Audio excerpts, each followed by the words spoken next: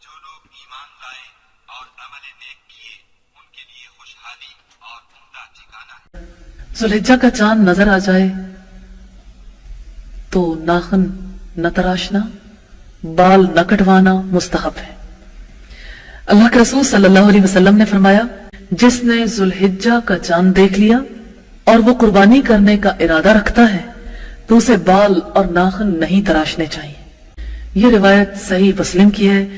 اور جو قربانی نہیں کر سکتا، چاند دیکھنے کے بعد اگر حجامت نہ کروائے اور نماز عید کے بعد اگر وہ حجامت کرواتا ہے تو اسے قربانی کے برابر ثواب ملے گا۔ ایک صحابی نے اللہ کے رسول صلی اللہ علیہ وسلم سے عرض کیا، یا رسول اللہ، یہ بتائیے کہ اگر میں قربانی کا جانور نہ پاؤں اور کسی شخص نے دودھ پینے کے لیے مجھے بکری دے رکھی ہے، جو بکری مجھے واپس کرنی پڑے گی، تو کیا میں اس کی قربانی کر ڈالوں؟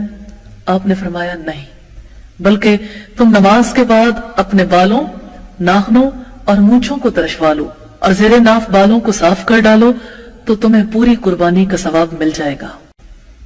10 دن ایک انسان ناخن نہ کٹوائے اور حاجیوں کے اعمال کی طرح ایک عمل کر کے اپنے آپ کو ان میں شمار کروا لے۔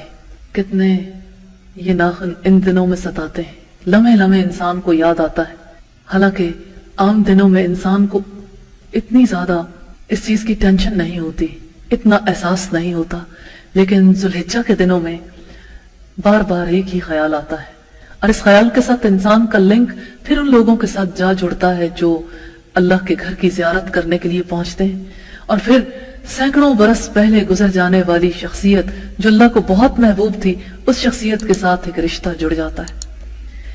تو اللہ کے رسول صلی اللہ علیہ وسلم نے فرمایا، جس نے ذوالحجہ کا چاند دیکھ لیا اور وہ قربانی کرنے کا ارادہ کرتا ہے تو اسے بال اور ناخن نہیں تراشنے چاہیے۔